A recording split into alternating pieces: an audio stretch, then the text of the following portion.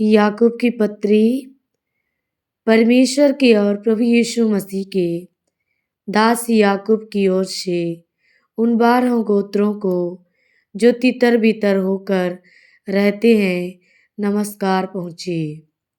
हे मेरे भाइयों, जब तुम नाना प्रकार की परीक्षाओं में पड़ो तो इसको पूरे आनंद की बात समझो, यह जानकर कि तुम्हारे विश्वास परखे जाने से धीरज उत्पन्न होता है।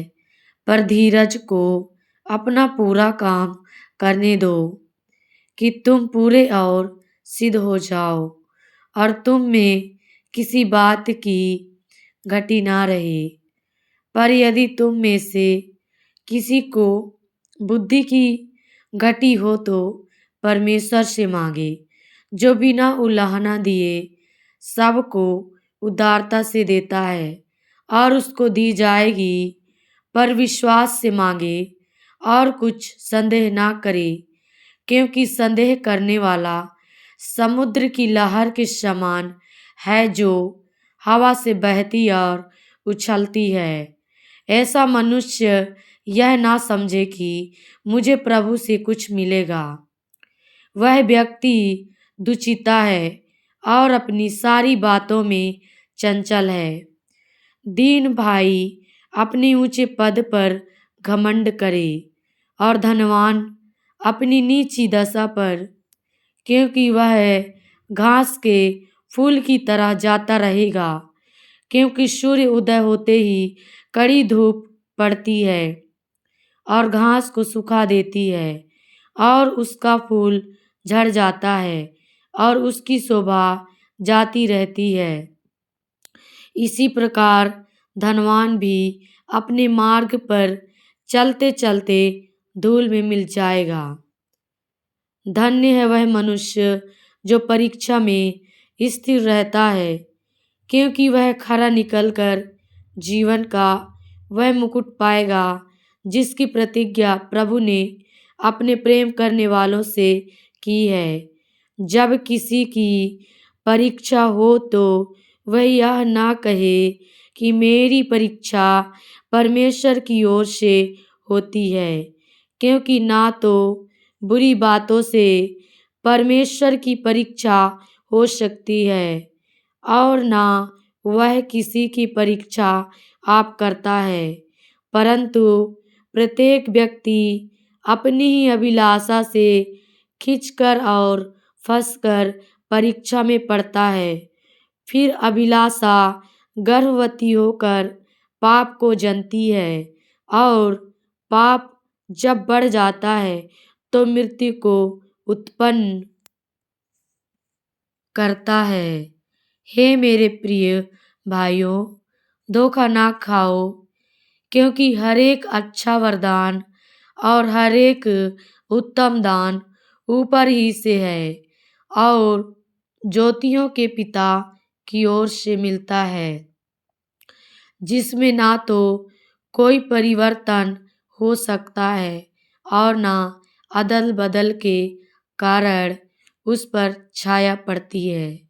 उसने अपनी ही इच्छा से हमें सत्य के वचन के द्वारा उत्पन्न किया, ताकि हम उसकी सृष्टि की हुई वस्तुओं में से एक प्रकार के प्रथम फल हों। हे मेरे प्रिय भाइयों, यह बात तुम जान लो, हर एक मनुष्य सुनने के लिए तत्पर और बोलने में धीर और क्रोध में धीमा हो, क्योंकि मनुष्य का क्रोध परमेश्वर के धर्म का निर्वाह नहीं कर सकता। इसलिए सारी मलिनता और बैर भाव की बढ़ती को दूर करके उस वचन को नम्रता से ग्रहण कर लो जो हृदय में बोया गया और जो तुम्हारे प्राणों का उद्धार कर सकता है। परंतु वचन पर चलने वाले बनो और केवल सुनने वाले ही नहीं, जो अपने आप को धोखा देते हैं। क्योंकि जो कोई वचन का सुनने वाला हो और उस पर चलने वाला ना हो तो वह उस मनुष्य के समान है जो अपना स्वाभाविक मुंह दर्पण में देखता है, इसलिए कि वह अपने आप को देखकर चला जाता और तुरंत भूल जाता है कि मैं कैसा था। पर जो व्यक्ति स्वतंत्रता की सिद्ध व्यवस्था पर ध्यान करता रहता है, वह अपने काम में इसलिए आशीष पाएगा कि सुनकर भूलता नहीं, पर वैसा ही काम करता है। यदि कोई अपने आप को भक्त समझे और अपनी जीभ पर लगाम ना दे, पर अपने हृदय को धोखा दे, तो उसकी भक्ति व्यर्थ है।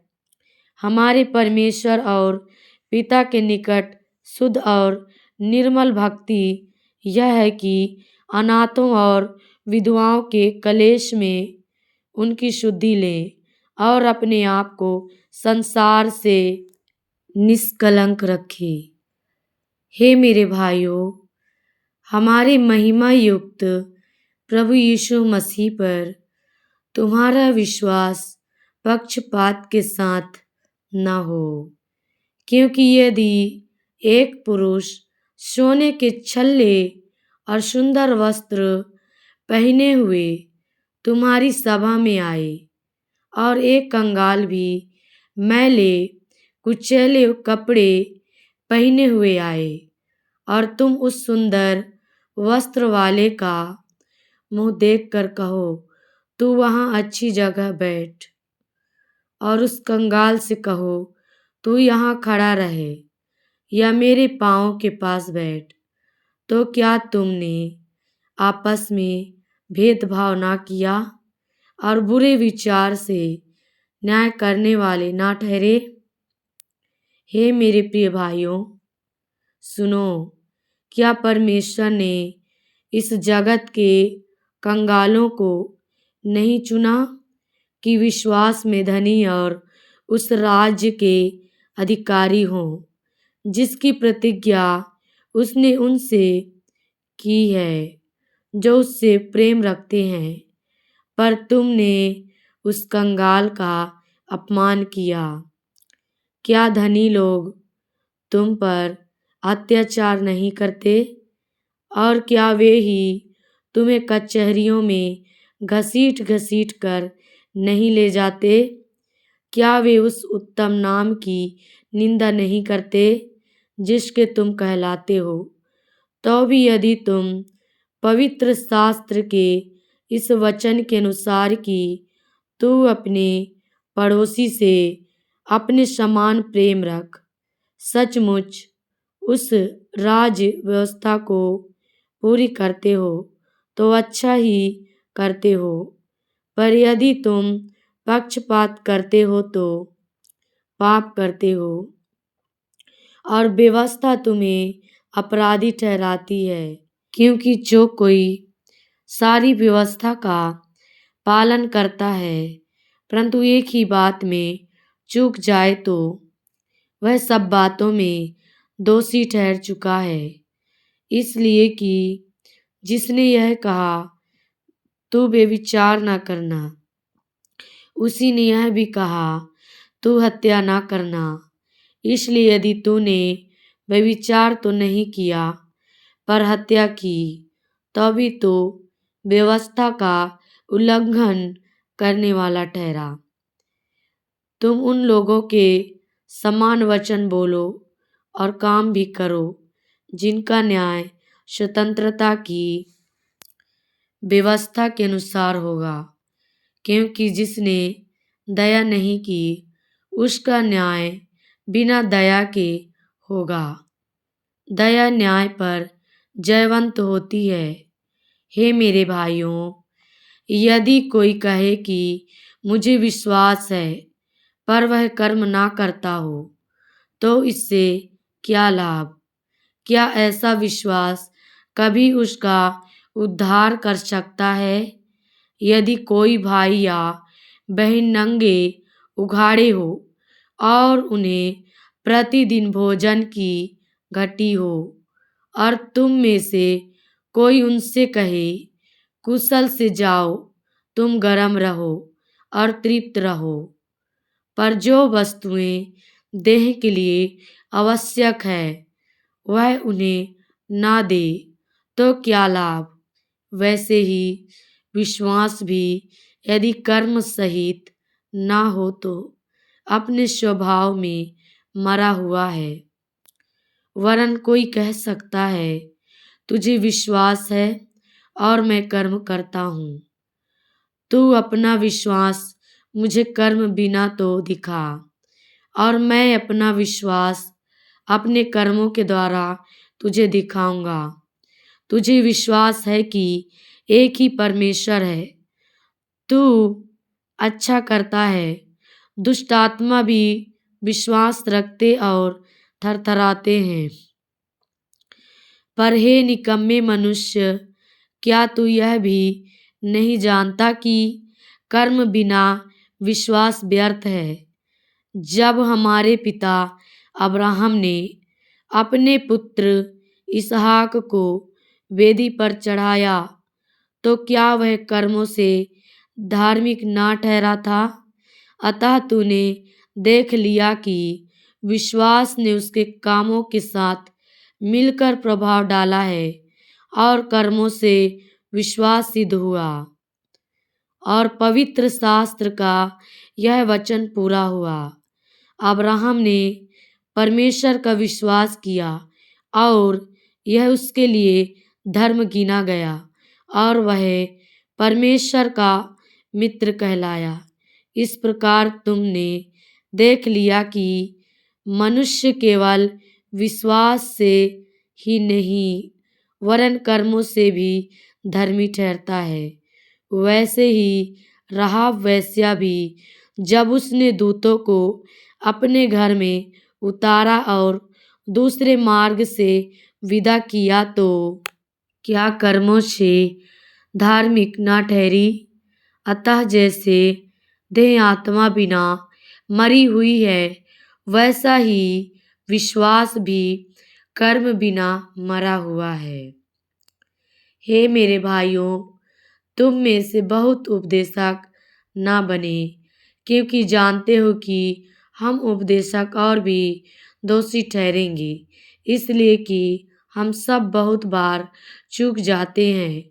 जो कोई वचन में नहीं चूकता वही तो सिद्ध मनुष्य है और सारी देह पर भी लगाम लगा सकता है।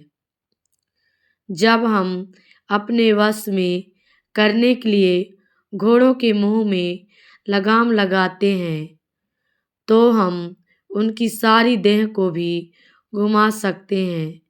देखो, जहाज भी यद्यपि ऐसे बड़े होते हैं और प्रचंड वायु से चलाए जाते हैं तो भी एक छोटी सी पतवार के द्वारा माझी की इच्छा के अनुसार घुमाए जाते हैं।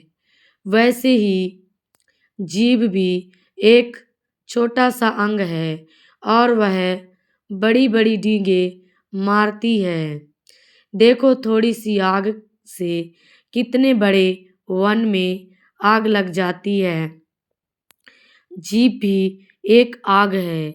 जीभ हमारे अंगों में अधर्म का एक लोक है और सारी देह पर कलंक लगाती है और जीवन गति में आग लगा देती है और नरक कुंड की आग से जलती रहती है।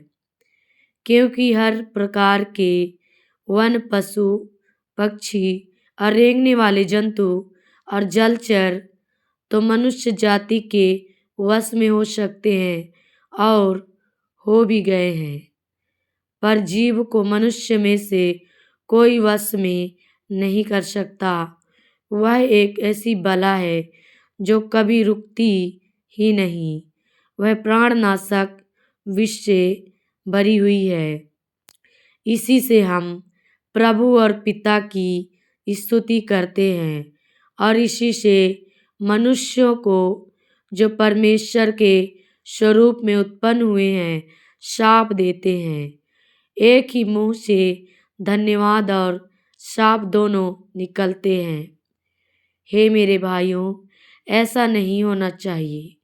क्या सोते के एक ही मुंह से मीठा और खारा जल दोनों निकलता है। हे मेरे भाइयों, क्या अंजीर के पेड़ में, जैतून या दाख की लता में अंजीर लग सकते हैं? वैसे ही खारे सोते से मीठा पानी नहीं निकल सकता। तुम में ज्ञानवान और समझदार कौन है? जो ऐसा हो वह अपने कामों को अच्छे चाल चलन से उस नम्रता सहित प्रकट करे जो ज्ञान से उत्पन्न होती है। पर यदि तुम अपने अपने मन में कड़वी डाह और विरोध रखते हो तो सत्य के विरोध में घमंड ना करना और ना तो झूठ बोलना। यह ज्ञान वह नहीं जो ऊपर से उतरता है, वरन संसारिक और शारीरिक और शैतानी है। क्योंकि जहाँ डाह और विरोध होता है वहाँ बखेड़ा और हर प्रकार का दुष्कर्म भी होता है। पर जो ज्ञान ऊपर से आता है वह पहले तो पवित्र होता है, फिर मिलनसार, कोमल और मृदु भाव और दया और अच्छे फलों से लदा हुआ और पक्षपात और कपट रहित होता है। मिलाप कराने वाले धार्मिकता का फल मेल मिलाप के साथ बोते हैं।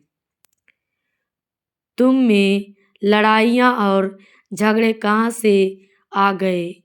क्या उन सुख विलासों से नहीं जो तुम्हारे अंगों में लड़ते भिड़ते हैं?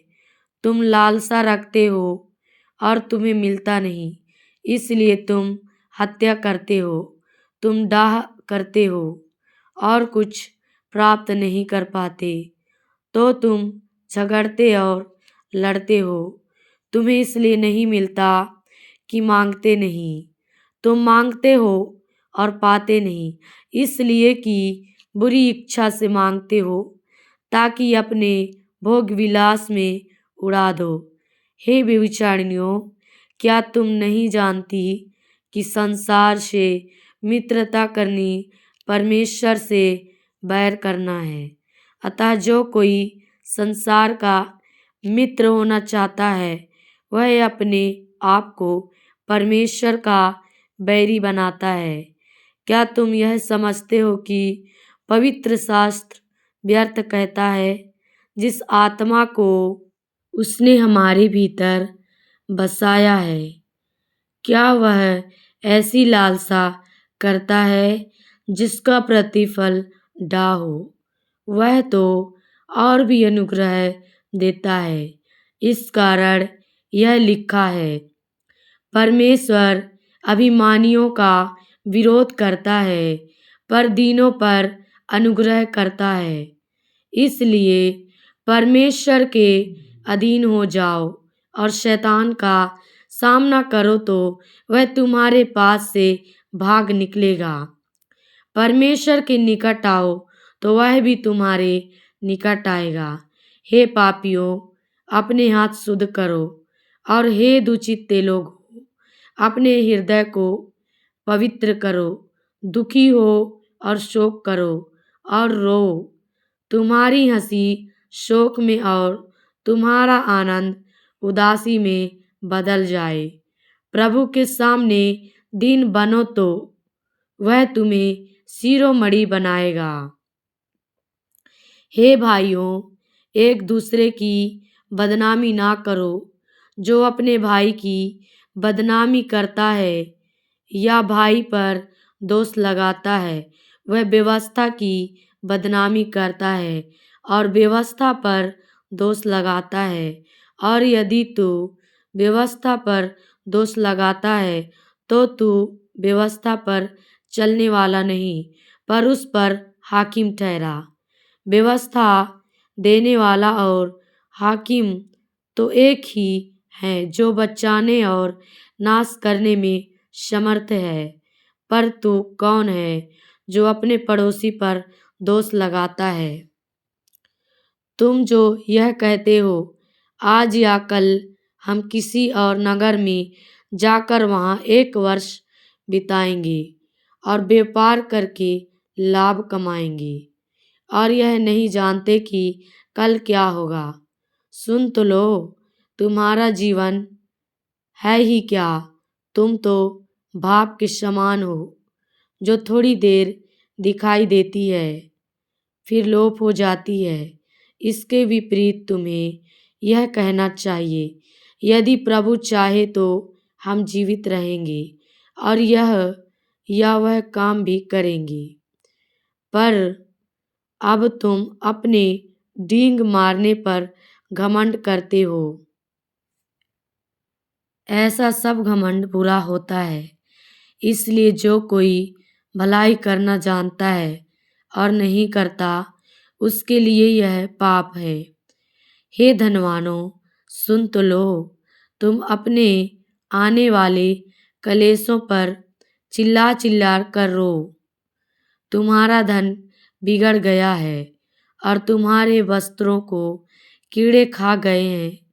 तुम्हारे सोने चांदी में काई लग गई है और वह काई तुम पर गवाही देगी और आग के समान तुम्हारा मांस खा जाएगी।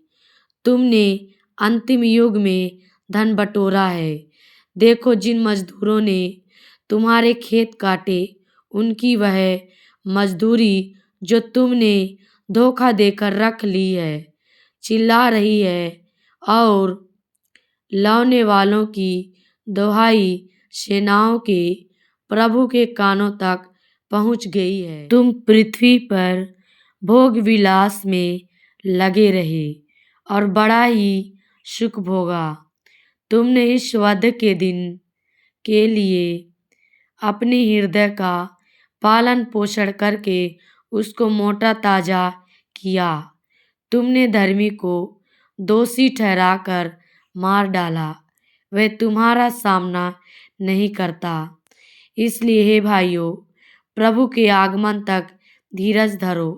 देखो, किसान पृथ्वी की बहुमूल्य फसल की आशा रखता हुआ प्रथम और अंतिम वर्षा होने तक धीरज धरता है। तुम भी धीरज धरो और अपने हृदय को दृढ़ करो, क्योंकि प्रभु का आगमन निकट है। हे भाइयों, एक दूसरे पर दोष ना लगाओ ताकि तुम दोषी ना ठहरो। देखो, हाकिम द्वार पर खड़ा है। हे भाइयों, जिन भविष्यवक्ताओं ने प्रभु के नाम से बातें की उनको दुख उठाने और धीरज धरने का एक आदर्श समझो।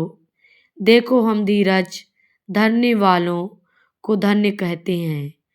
तुमने आयुब के धीरज के विषय में तो सुना ही है और प्रभु की ओर से जो उसका प्रतिफल हुआ उसे भी जान लिया है, जिससे प्रभु की अत्यंत करुणा और दया प्रकट हो। पर हे मेरे भाइयों, सबसे श्रेष्ठ बात यह है कि शपथ ना खाना, ना स्वर्ग की, ना पृथ्वी की, ना किसी और वस्तु की, पर तुम्हारी बातचीत हाँ की हाँ और नहीं की नहीं हो, कि तुम दंड के योग्य ना ठहरो। यदि तुम में कोई दुखी है तो वह प्रार्थना करे, यदि आनंदित है तो वह स्तुति के भजन गाए।